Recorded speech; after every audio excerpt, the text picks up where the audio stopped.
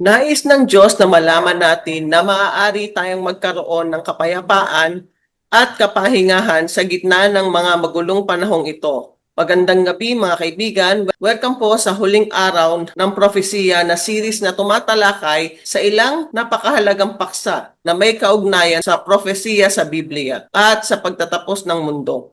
Nais kong batiin ang lahat ng kasalukuyang nanonood. Maraming salamat muli sa inyong pagsama sa amin. At syempre sa ating mga kaibigang nanonood sa iba't ibang panig ng bansa at sa buong mundo. Isang mainit at espesyal na pagbati rin sa inyo. Tuwang-tuwa kami na mayroon tayong pinalawak na tagapanood, isang pinalawak na pamilya ng pag-aaral na sumusubaybay mula sa iba't ibang bahagi ng daigdig. Kung ito ang unang pagkakataon ninyong makasama kami, ito ay bahagi lamang ng ikalawang lesson ng 7 bahagi ng series. Kaya nais kong kayong hikayati na patuloy na manood sa lahat ng mga susunod na pag-aaral. Ibibigay ko po ang panahon kay Pastor Payod para sa kanyang pagbati. Hello po, good day po sa inyo lahat. Purihin ng Panginoong Diyos at tayo po nandito naman po sa panibagong lesson na atin pong pag-aaral dito po sa atin pong YouTube channel, atin pag-aralan.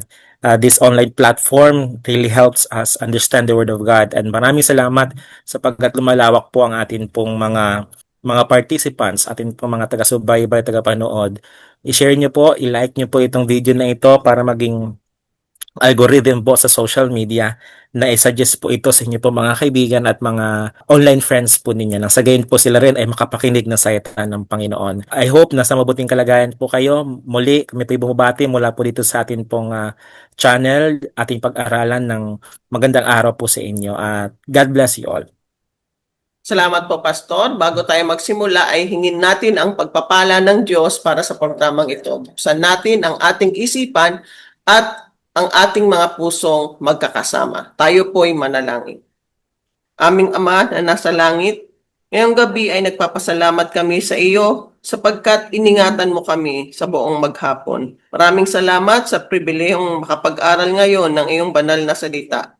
Kinikilala namin ang iyong presensya at hinihiling namin na ikaw ay makisama sa aming mga isipan at pananaw ngayong gabi habang ang kasulatan ay nabubuhay sa bawat isa sa amin. Pinupuri ka namin at lubos na nagpapasalamat sa iyo sa pangalan ni Jesus. Amen. Ngayon po ay pag-uusapan natin ang tungkol sa huling araw ng propesiya. At ang ating pong tatalakayin ngayong gabi ay ang nawalang araw sa kasaysayan. Ibabahagi ko sa inyo ang ilang mahalagang bagay at sasabihin ko sa inyo ang totoo. Sasabihin ko kung ano ang sinasabi ng salita ng Diyos sapagkat maikli na ang ating panahon. Tignan mo ang mga balita sa nakaraang 24 hours at makikita mong nasa masamang kalagayan ng mundo. Kaya kailangan nating maunawaan kung ano ang sinasabi ng mga propesiya. Ibinibigay sa atin ni Jesus ang katotohanan. Maraming kaguluhan at kabalisaan sa mundong ito. Ngunit nais ng Diyos na malaman mo kung paano ka magkakaroon ng tunay na kapayapaan at kapahingahan. Yan ang dahilan kung bakit naparito si Jesus. Sinabi niya, lumapit kayo sa akin at bibigyan ko kayo ng kapahingahan. Totoo naman tayo sa ilang mga tanong sa ating pag-aaral ngayong gabi. Una sa lahat, gusto kong pag-isipan ninyo ang isang bagay na may kaugnayan sa ating tinalakay sa nakaraang episode. Pinag-usapan natin ang tungkol sa siklo ng propesiya at narito ang unang tanong sa ating presentation. Saan nga ba natin nakuha ang 7 araw na linggo, Pastor? Ayan po mga kapatid, magandang tanong. Unang tanong pa lang, no? Magandang tanong po natin na ngayon na tinatanong po sa atin, saan nga ba nagmula? Kasi marami po nagsasabi, oo, meron pong tinatawag na shifting of calendars. Before Julian calendar po yung atin pong ginagamit. Before Julian calendar, I believe meron ba pong kalendaryo po dyan. Pero ngayon po, ang current po ating ginagamit na kalendaryo ay ang tinatawag na Gregorian calendar. Ano po? So, but the question is, are these calendars following the 7-day cycle? Why? Because ang Bible po, since ang Bible po ang atin pong pundasyon ng atin pong pag-aaral at ng atin pong paniniwala, what does the Bible tells us about the cycle week or the 7-day weeks, mga kapatid? Sabi dito, we talk about the cycle of prophecy and we showed you all the cycles through Genesis all the way to Revelation. So from the book of Genesis to the book of Revelation, mga kapatid, binabanggit po yung pong tinatawag na 7 days or 7-day a week. Now, you know what the Bible says? Sabi po dito sa Biblia, sa Genesis chapter 2, okay, medyo babagalan ko po yung salita ko, mga kapatid. Sa Bible, sa Genesis chapter 2, mababasa po natin dito na sinasabi po, mga kapatid, ito ha, thus the heaven and the earth were finished, and all the hosts of them. And on the seventh day, God ended His work which He had made. Babasahin niyo po yan, Genesis chapter 2, verse 1, 2, and 3. Okay? And He rested on the seventh day, because in it, God blessed the seventh day, and He sanctified it, because in it He rested from all the work that God created and made. So, meron na po tayong first clue na ang una mismong aklat ng Biblia, which is Genesis, Genesis means the beginning, ay ang simula pala ng mundo ay meron na pong 7 days a week. Okay? I hope you understand that, mga kapatid. Now, marami pong kumakalat po ngayon ng mga pag-aaral at sinasabi na yung days daw na yun ay hindi daw literal days. Okay? Nasasabi nila, yung 1 day daw yun ay isang buwan, isang taon. Marami mga ganun po theory po, no? Mga conspiracy na sinasabi na yung sabi ng Bible na first day, tumagal daw yun ng ilang araw, yung second day, tumagal daw ng ilang araw, tapos bago yung nangyari, yung pangalawa, pangatlo, parang nag-jump po sila, wala silang clarity. But the Bible is very clear, mga kapatid. Meron pong first day, second day, third day, at sinuportahan po ito ng Panginoon mismo nung ibigay niya po ang 10 utos doon po sa Israelites. Nalala niyo po yun? Yun pong 10 utos, at ang ika-4 na utos na sabi ng Panginoon, alalahanin mong araw ng kapahingahan, at sabi niya po doon sa verse 8 hanggang 11, sabi niya po, for in 6 days God created. So, iyon pong literal days doon po sa aklat ng Exodus chapter 20 verse 8 to 11 ay literal days din po sa Genesis chapter 2 verse 1 to 3. Wala po tayong dapat ikalito po dyan, mga kapatid. Hindi po yun pong gawa-gawa na yung after 1 days, tumalo ng ilang araw bago ginawa ng pag-isipan ng Panginoon na sa pangalawa ay ganitong buwan. No, those are literal successive days. Let me repeat, those are literal successive days. Remember, so right there in the beginning of the Bible, God creates the world in 6 days. Ginawa ng Panginoon ang sanlibutan sa loob ng 6 na araw. But remember, in the 7th day, ang Panginoon po ay nagpahinga. Okay? Special po na ginawa ng Panginoon. God made an extra day for a purpose of worship, yung ika-7 araw. And it's interesting, no matter where you go in the world right now, you will find that they've got a 7-day week. Kahit saan ka po sa mundong ito. Yes, meron mga ilang bansa na nagko-follow na meron silang 8 araw, 10 araw ang isang linggo nila. Kaya sira yung kanila pong kalendaryo eh. Nag-create sila ng sarili nilang mga kalendaryo, kaya late na sila ng 15 years ngayon. Alam niyo ba, may bansa pong ganun. Late na sila ng 15 years ngayon. Meron mga bansa na advance sila ngayon ng how many years. It's because they're not following. Okay, they're not following the what you call this, the standard of the Bible about months, days, years, mga kapatid. Okay? So, the first time you will find the book, the number mentioned 3 times in the Bible, yun pong number 7. 3 times po siya na binanggit po na 7, okay? Yung importance ng 7. It says that the 7th day, the 7th day, the 7th day, they're in the beginning of Genesis chapter 2. 3 beses po siya binanggit doon lamang po sa chapter 2, okay? Now, in the end of the Bible, there's another number stand out. Ito very interesting mga kapatid. Okay? Kasi hindi po ito labanan ng numbers. Ito po yung labanan ng worship. Okay? God demands a worship on the 7th day. Why? He rested, He sanctified, and He blessed. Ano yung tatlo mga kapatid? He sanctified, He rested, and He blessed the seventh day. However, doon po sa last book of the Bible, the book of Revelation, especially in chapter 13, there's another number mentioned there. Tatlong beses din pong binanggit. Okay, parang ano siya competition doon sa chapter 2 ng Genesis na tatlong beses binanggit. Ang number 6 ay tatlo din pong beses binanggit sa Revelation 13. And that number is not the number of God. It is the number of man. Okay?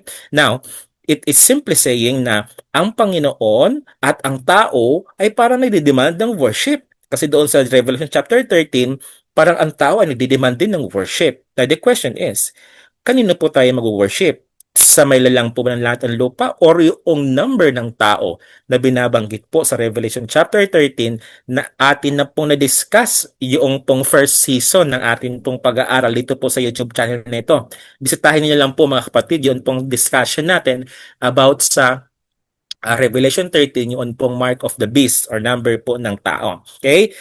I-discuss nyo po yun. Ibibigay po siguro ni Ma'am Lorraine ang link dito po sa atin pong channel, sa video ito mga kapatid.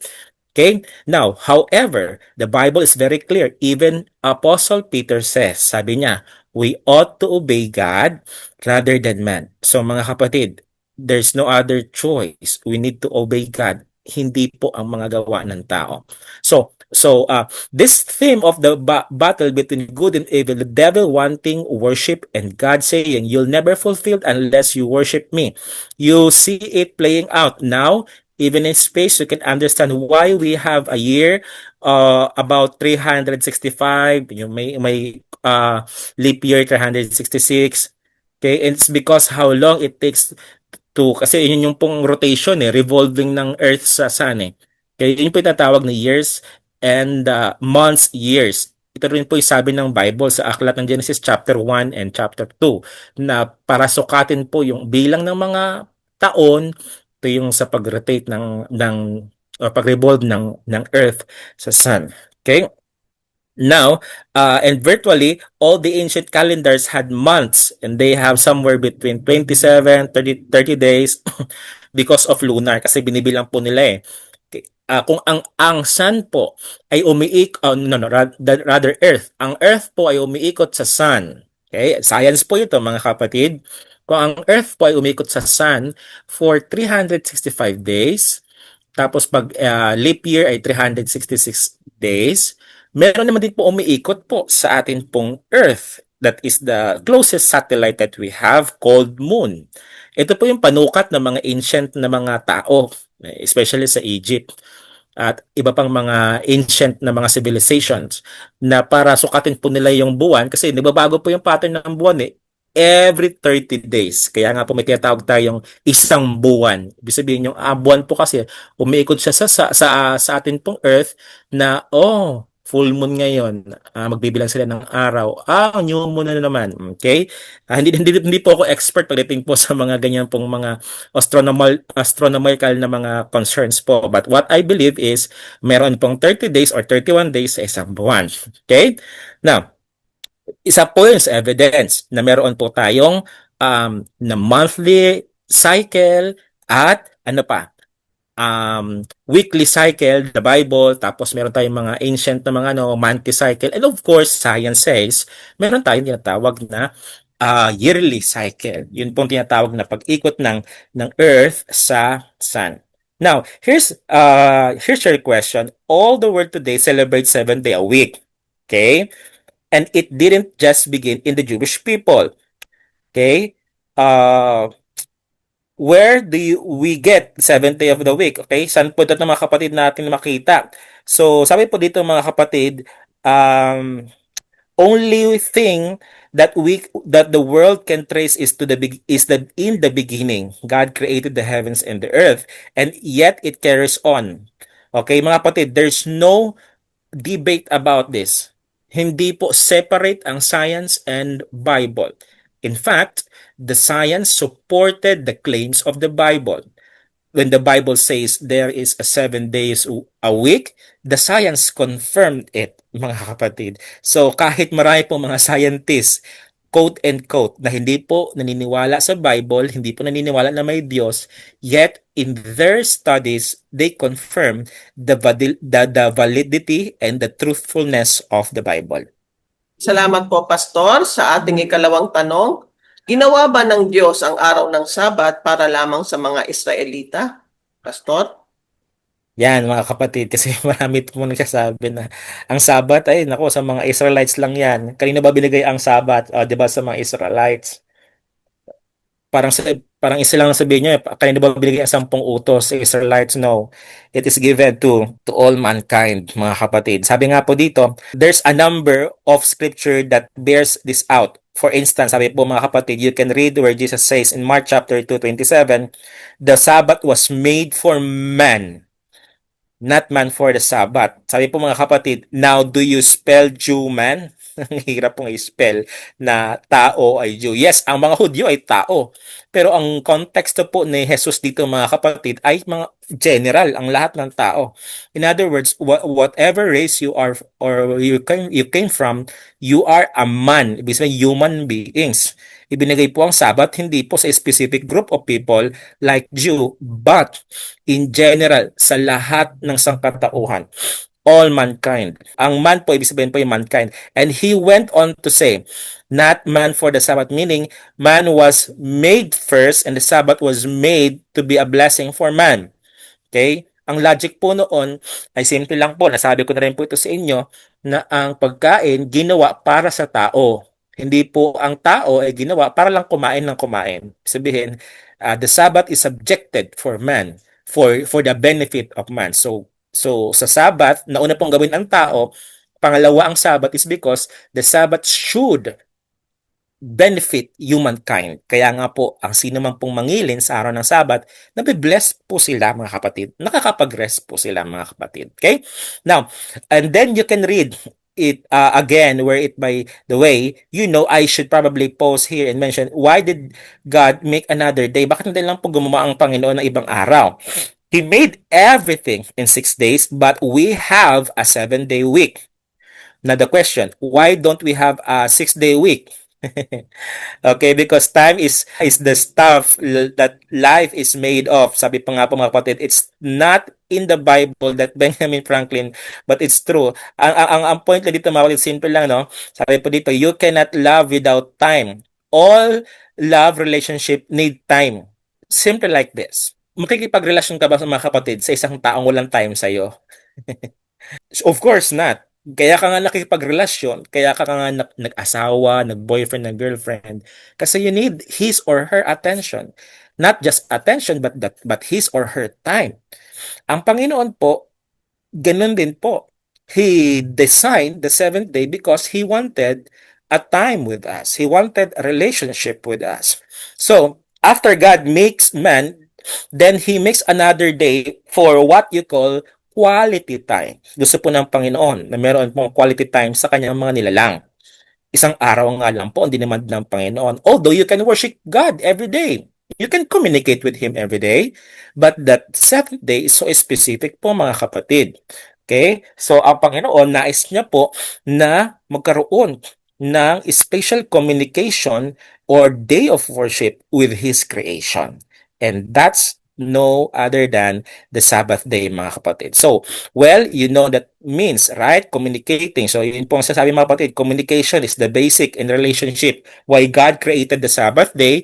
Because of what we call relationship. Sabi nga po ng ilan, relationship. Gusto po ng Panginoon ng real relationship sa atin po mga kapatid. So, the question, to answer specific and directly, ang Sabat po ba'y ginawa para lang sa mga Hudyo? The answer is no.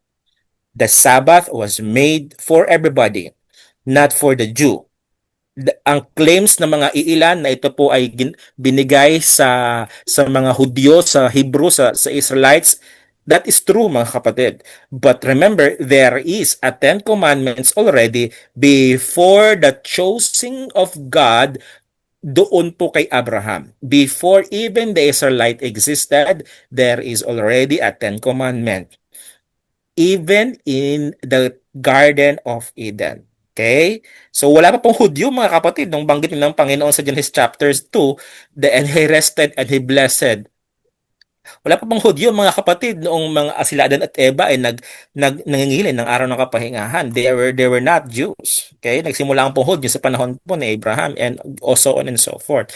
So, the answer is no. The Sabbath was made for what? For everybody, for all the people mga kapatid. Salamat po, Pastor. Sa ating ikatlong tanong, paano pinarangalan ng Diyos ang nawalang araw sa kasaysayan? Yan mga kapatid, paano po pinarangalan or how did God honored this lost day? Alam niyo bakit po tinawag ito mga kapatid, itong lesson number 2 natin na lost day? Kasi the fourth commandment is so clear. Remember the Sabbath day.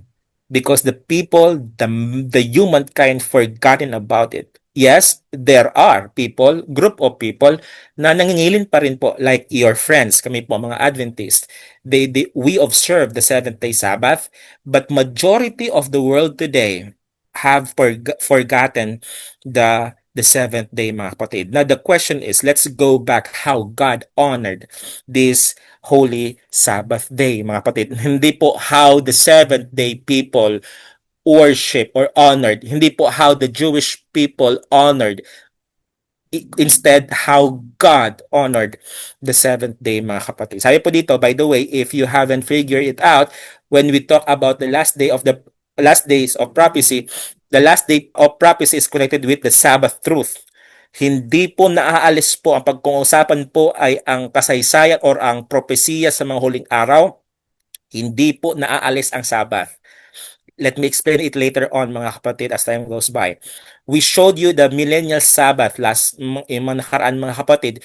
You stay with us friends. You're going to hear some amazing. Sabi po dito mga kapatid, how does God honor the lost day of history? Answer, He says we'll read it out in the Bible. Sabi mga kapatid sa Biblia, okay, na Exodus chapter 20, sabi po sa Ten Commandments, sabi po mga kapatid, even in Deuteronomy chapter 5, tapos po, even Jesus quoted, okay, kinote po siya ni Pablo mga kapatid. Ang sabi po mga kapatid sa mga babasahin kong versikulo, sabi po dito, remember the Sabbath day to keep it holy. 6 days you shall labor and do your work, but the seventh day is the Sabbath of the Lord, mga kapatid. Okay, it's the Sabbath of the Lord, your God. In it you shall do no work. Mga kapatid, ang Bible is so clear. Even God honored the Sabbath day. How did God honor his special day na kanya pong ginawa? Sabi ng Panginoon, huwag kang gagawa ng mga labors. Huwag kang gagawa ng mga pleasures na para sa iyo ay self-seeking. Huwag kang gumawa ng mga transactions na ikaw ang nakaka-benefit. God wanted His special day na siya lang at ikaw lang ang magko-communion, mga kapatid. Hindi lang yun ikaw ha, sabi po dito, even the strangers, sabi nga po ng Panginoon, yung mga lumalangyaw sa Bisaya pa, yun pong mga strangers, mga kapatid na naninirahan sa iyo. Kahit sila hindi mo pagpatrabahuin mga kapatid. Kasi nga po, literal po, for in 6 days the Lord God made heavens and earth and the sea. Kaya ikaw daw ay magpahinga sa seventh day mga kapatid and hallowed it. Ibig sabihin pakabanalin mo ito. So, listen. You notice he started out and says, remember it. Meaning, it existed. Ang ganda. Alam niyo po mga kapatid, napaka-logical ng Panginoon. Na, yes, the Ten Commandments was reiterated, was mentioned again doon po sa bundok, sa paanan ng bundok ng Sinai because His people have forgotten it. Kaya nga po, isa sa mga purpose, bakit po gusto ng Panginoon na paalisin ang Israelites sa pagkakaalipin sa Ehipto kasi He wanted His chosen people na i-worship siya. They will practice what they must have practice ang gusto ng Panginoon na siya lang ang sasambahin kasi ang mga tao niya doon sa Egypt na ginawang alipin, iba nang sinasamba. Hayop na ang sinasamba mga kapatid or si Pharaoh na ang sinasamba. Ayaw po ng Panginoon yon. So sabi ng Panginoon, since hundreds of years kayo ay naging alipin, ang iba sa inyo na mga bagong panganak na iba na yung paradigm ng pag-worship nyo. Kaya sabi ng Panginoon, remember, alalahanin ninyo kasi nakalimutan na talaga. Literal, nakalimutan mga kapatid. Kasi nga, syempre, sa influence ng Egyptians, nakalimutan po nila. So when they arrived in the wilderness, mga kapatid, they stand awe na, meron pala talagang Diyos. Meron talagang Diyos na manlalala. Talagang na-encounter nila, mga kapatid, ang divine presence ng Panginoon. Kaya, ilan nga sa kanila, ayaw na pong makausap ang Panginoon. Sabi nila, ikaw na lang Moses ang makipag-usap sa amin kasi parang hindi kami makatayo, nanginginig kami pag narinig namin ang boses ng Panginoon. Kasi mga kapatid, talagang nawala po talaga. Gito na lang po yan eh. Pag ikaw ay nasa kwartong sobrang dilim, walang ilaw, walang liwanag, and then all of a sudden, bigla ka lumabas sa kwarto na yun at sobrang liwanag, parang babulag ka mga kapatid, di ba? So ang Panginoon, iniunti-unti niya na liwanagin ng konti. Okay, remember this, remember that, remember this. So ang Panginoon mga kapatid, He wanted His people na muling i-restore yung pong tinatawag na truth from His Word na nawala. Now, that was the story of Israelites. Let's go back mga kapatid sa atin pong konteksto. Question, nakalimutan na po ba or marami po bang kumakalimot o sadyang kinalimutan or marami pong mas nag-o-observe sa first day of the week kaysa po sa seventh day? Now, if you want to answer mga kapatid, put down your comments on this video mga kapatid kasi this is the sad truth. Majority ng sanlibutan po ngayon ay nakalimutan na po ang araw ng Sabbath day. Hindi na po nila ino-honor. Now, let me repeat. Did God honor His Sabbath day? Yes, mga kapatid. So, if God honor His Sabbath day, bakit hindi natin gawin, mga kapatid? Na tayo po yung mga nilalang naman po ng Panginoong Diyos, mga kapatid. So, sabi po ng Biblia at kailangan po natin ito, mga kapatid, na isabuhay na atin pong number one, atin pong pakabanalin ang araw ng Sabbath. And the Sabbath, the seventh day, is no other than the Saturday. The seventh day, kahit saan po kayo mga kapatid mag-research, gamitin nyo na lahat ng mga dictionaries po ninyo. Even the history told us that the seventh day ay ang ikapitong araw ng atin pong kalendaryo. Column number 7, ang tawag po ay Sabado. Sabado, Saturday, Sabaton. Ibang mga language ng mga kapatid. Sa Greek, sa Hebrew, kahit saan pa yan. The Sabbath day is the seventh day. Ang ikapito mga kapatid or ang Sabado. Salamat po, Pastor, sa ating ikaapat na tanong. Anong dalawang mahalagang bagay ang sinabi ng Diyos na ang Sabat ay isang tanda o sinasagisag? Yan, napakaganda mga kapatid. Anong dalawang mahalagang bagay ang sinabi ng Diyos na ang Sabat ay isang tanda or sign mga kapatid? Now, here's from the book of Ezekiel chapter 20 and verse 12, mga kapatid, at meron din po sa chapter 28.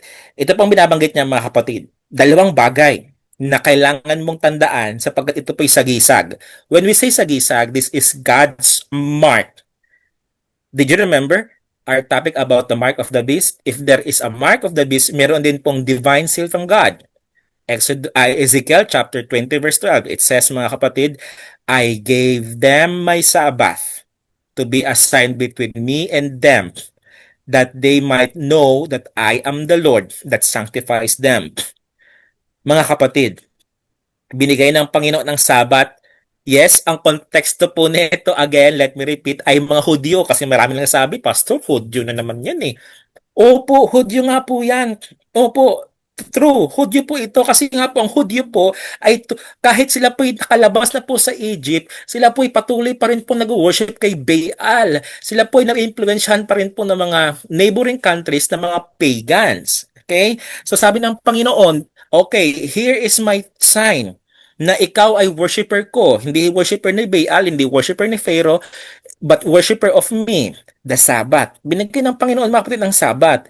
Now, hindi pa, na-follow ba ng mga taga-Israelites? Hindi pa rin po mga kapatid. Kaya ang ginawa ng Panginoon, pinadala niya ang kanyang bugtong na anak. Si Jesus po ay naipanganak mga kapatid. Okay? Nung ipinanganak po si Jesus, very clear in Jesus' mouth na sinasabi niya mga kapatid, the Sabbath was made for man. Hindi na po sinabi ni Jesus, the Sabbath was made for Jews. Hindi po niya sinabi yon, kundi sinabi niya, the Sabbath was made for man. Mga kapatid, si Jesus po ang the divine Son of God. He is the embodiment of the Godhead, Father, Son, and the Holy Spirit, mga kapatid. Yes, ang divine presence ng kalangitan ay nasa pagkatao po ni Jesus, mga kapatid. And He clearly teach us na that the Sabbath day was made for man. Okay? Sabi pa nga po dito mga kapatid, ito po'y sign na tayo po'y mga anak ng Diyos. Now, do we still need to sanctify it today? Yes. All right. So He gives us to us the reason is that is still important. Yes, mga kapatid.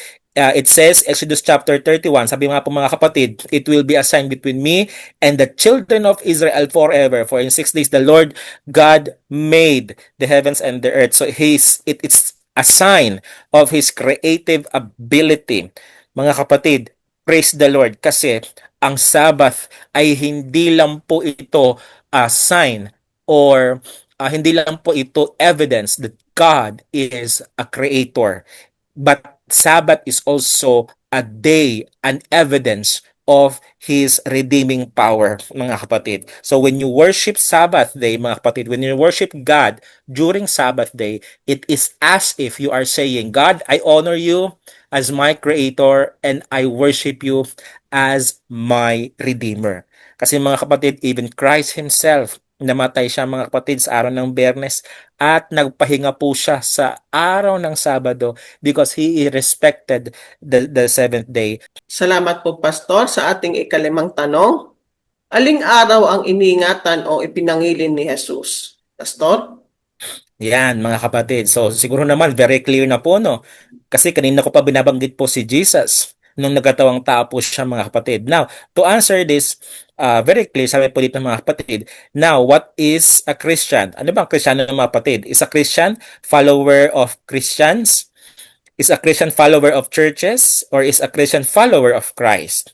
Di ba po, ang Christians ay follower ni Christ? Sa tanong, si Kristo po ba'y nangilin, mga kapatid? Okay, very clear po atin pong basahin sa Luke chapter 4 verse 16. Luke chapter 4 verse 16. Ito po ang binabanggit, mga kapatid. He came to Nazareth. Who is this he?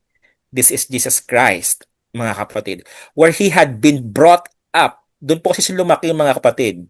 Although pinanganak po siya sa Bethlehem, siya po ay lumaki sa Nazareth because taga doon po ang kanya pong mga magulang. May tanong sa akin, Pastor, bakit pa siya nung pinanganak sa Bethlehem? Just to fulfill the prophecy. Okay? Anyways, medyo out of topic na po yan, mga kapatid. But he was brought up in Nazareth, mga kapatid. Doon po sa kanyang kinaugalian sa Nazareth, ang kanya pong kinaugalian doon, mga kapatid, is very simple.